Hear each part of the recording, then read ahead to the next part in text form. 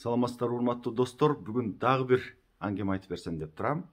Антон Павлович Чехов, Толстый и Тонкий. Кыргызчасы семиз жана арык деп койсок болот. Эфирди баштоонун алдында күндөгүдөй эле бир нерсе өтүнүп кетмекчимин. Эгер ушул аңгеме сиздерге жакса, көңүлүңүздөргө туура келсе, бөлүшүп коюңуздар. Эмесе баштадык. Вокзалда жаңы эле тамак ичип чыкканы билинип, эриндери майланышып, өзү толук келген семиз киши каалгый басып баратты дейт.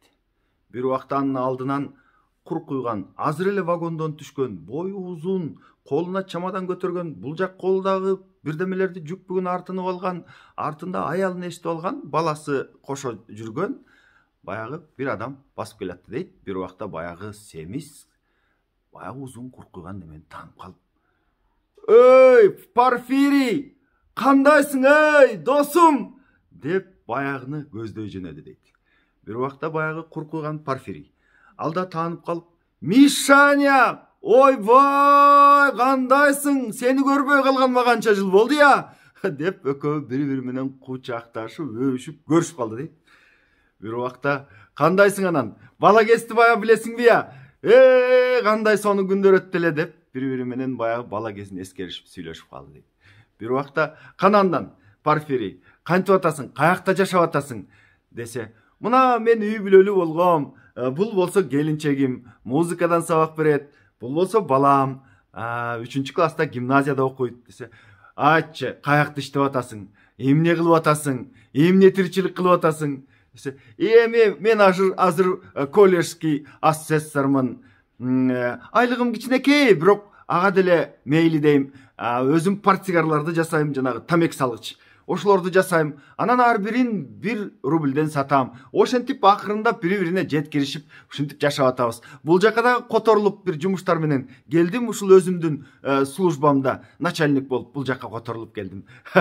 Өзүң кандайсың? Статский советник болуп калгандырсың деги, я?" деп сурап калса, баягы Мишаня деген досу, эми семиз досу: "Ай жок, өйдөрөктөн ал дагы. Ким болуп калдың азыр?" "Азыр мен деген тайный советник болуп калгам. 2 жылдыстуу" десе, баягы досунун өңү өзгөрүп, кур куйган бою ийилип, аялынын баягы узун эги андан бешбетер узарып, колундагы чемодандарына чейин кызыктай болуп, өзү өңүнөн кетип, боп-боз болуп: "Саламатсызбы" деп өзүнөн кетип таптакыр болбой калды дейт. Сиздин улуу урматтуу даражаңыз менен мен дагы бир жолу үй бүлөмдү тааныштырып койсом болобу? Болобу? Бул менин келинчегим.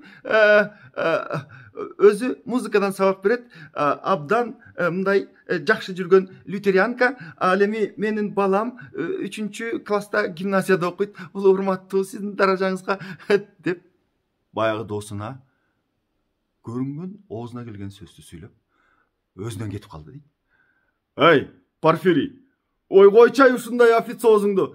Экөөбүз бала кезден доспузго жөн эле сүйлөшөлүчү" деп баягы дагы деле болбой кучагына тартса, баягы кур куйган досу андан бешбетер кур куюп, андан бешбетер арыктап, андан бешбетер ийилип: "Мен сизди жолуктурганыма улуу урматтуу даражаңызды сыйлап, мен сизди бүгүн жолуктурганыма өтө кубанычтамын да, кубанып атпаймынбы" деп таптакыр өзүнөн кетип, баягы Порфирий деген азыр эле сүйлөшүп кучакташып аткан досу ушунчалык бир найын тартып, ушунчалык бир жакшынакай сөздөрдү сүйлөп, "Улуу урматтуу, улуу даражалуу" дегенден башка сөз оозуна келбей калды дейт.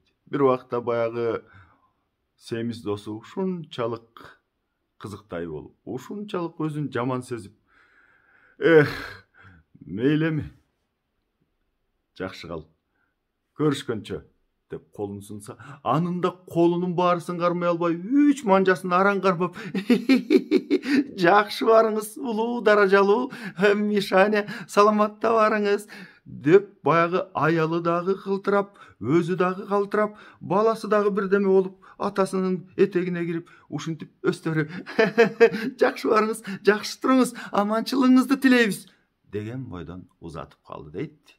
Баягы семиз досу каалгый басып, шылкыйган бойдон кетти дейт. Ошентип бала кезден дос болгон, бирге окуган балдар ошол жерден, вокзалдан ажырашты дейт. Мына ушундай кыска, бирок абдан мааниси терең аңгемелер бар, достор. Дагы ушул эфирди бөлүшүп, ушул эфирди карап турсаңыздар, бир топ жакшы аңгемелерди айтып берүүгө мен аракет кыламын. Эмесе кайрадан көрүшкөнчө саламатта туруңуздар.